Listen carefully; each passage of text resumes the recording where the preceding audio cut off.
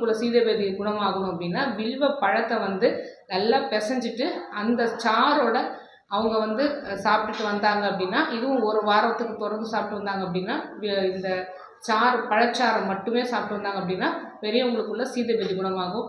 குழந்தைகளுக்குள்ள சீதபேதி பிஞ்சு சொன்னோம் இல்லையா, அந்த காயோட பிஞ்சை எடுத்து அரைச்சி மோரில் கலந்து கொடுக்கணும். இதே வயிற்றுப்புண், மலச்சிக்கல் இதெல்லாம் குணமாகணும் அப்படின்னா வில்வ இலையை வந்து நிழலில் உலர்த்திட்டு நல்லா பொடி பண்ணி வச்சுக்கணும். இந்த வில்வ இலைத்தூள் 1 ஸ்பூன் எடுத்து வெண்ணெயோட சாப்பிட்டு வந்தோம் அப்படின்னா வயிற்றுப்புண், மலச்சிக்கல் இது 2மே குணமாகும்.